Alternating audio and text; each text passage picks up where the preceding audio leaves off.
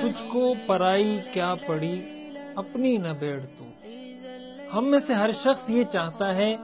کہ معاشرے کی اصلاح ہو،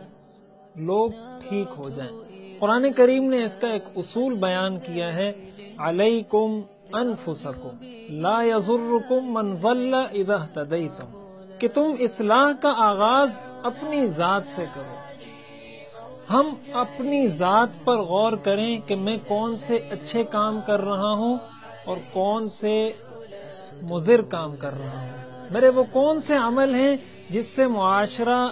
تباہ ہو رہا ہے، اور میرے وہ کون سے کام ہیں جس سے معاشرے کو فائدہ پہنچ رہا ہے۔ ہم میں سے ہر شخص اگر اپنے رویوں پر، اپنی معاشرت پر، اپنے معاملات اور اپنے اخلاق پر غور کرے اور وہ یہ عزم کرے کہ میں نے اپنے آپ کو ٹھیک کرنا ہے، تو سارا معاشرہ ٹھیک ہو جاتا ہے۔ اس کی وجہ یہ ہے کہ معاشرہ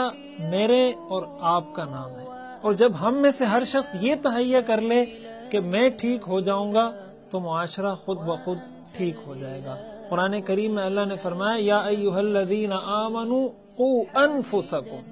کہ سب سے پہلے اپنی فکر کرو کہ اپنے آپ کو جہنم کے عذاب سے بچایا یا نہیں۔ کہیں میں خود تو جھوٹ نہیں بولتا، کہیں میں خود تو وعدہ خلافی نہیں کرتا، کہیں میں خود تو رشتہ داروں کے حقوق میں کوئی کوتاہی نہیں کرتا، کہیں میں تو والدین کے ساتھ بے ادبی اور بے احترامی کا معاملہ نہیں کرتا، کہیں میں تو اپنے پڑوسیوں کے حقوق ضائع نہیں کر رہا، کہیں ایسا تو نہیں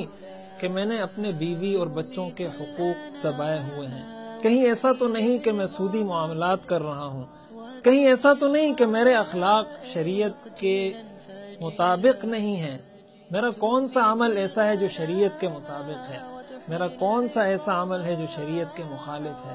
ہم میں سے ہر شخص اگر یہ غور کر لے تو معاشرہ ٹھیک ہو سکتا ہے۔ عظیم الجلال